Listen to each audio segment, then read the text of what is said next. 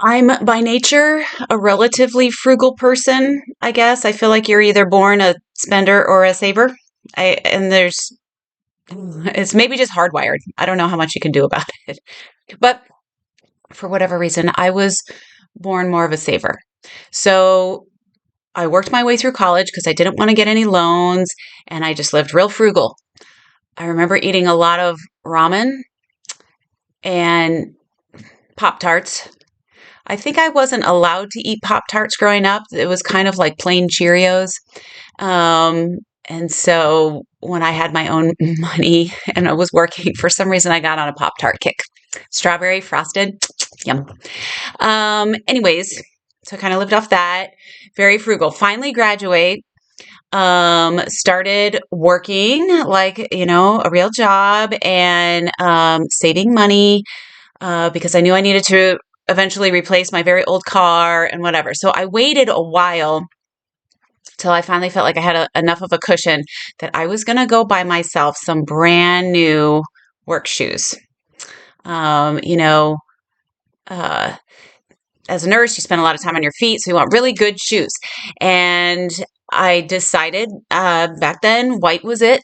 We wore white shoes, lots of white shoes, which, yeah, in our line of work, probably not a great idea, actually. But bought myself the gleaming, brand new white shoes, and I was just so happy with them. This is nuts.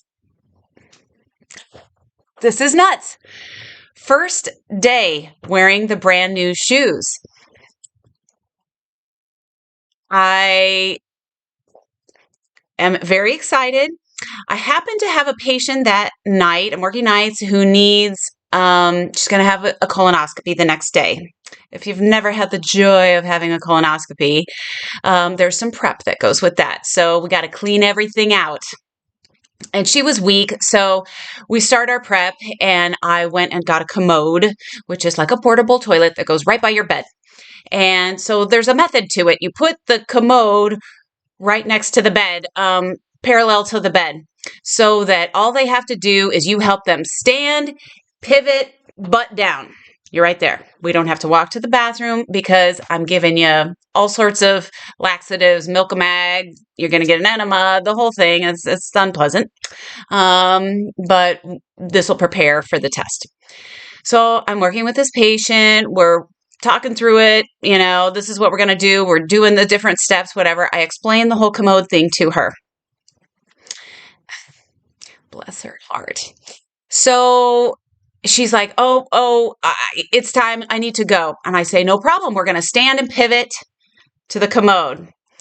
We stand, and for some reason, she's pivoting the wrong way, away from the commode. And I'm like, oh, no, this way. But I don't want to yank on her. So I'm like, no, this way. Nope, she had it in her head. We're pivoting this way. I'm like, okay, it's fine. I'm just going to hold on to her because I don't want her to fall. So she tips this way, which means she's going to go this way, and eventually her butt's going to be facing me. But then we're eventually going to get to the commode, which was over here, and we'll sit. It's fine. It's fine. It's not fine. It's not fine. She gets pivoting until her butt's facing me, and the dam breaks. And everything we've prepared for is successfully happening. All over my shoes. Day one. My white shoes. I eventually get her to the potty where she was supposed to be, and we take care of things, and I get her all situated back to where she needs to be, and I leave. I could not believe it. I mean, that stuff went seeping into all the nooks and crannies. Did I keep the shoes? So I am really frugal. I kept the shoes. Oh my gosh, why did I keep the shoes? I of note, the shoelaces I tried. I don't know why. I tried to recover the shoelaces. You really couldn't. They were never the same color.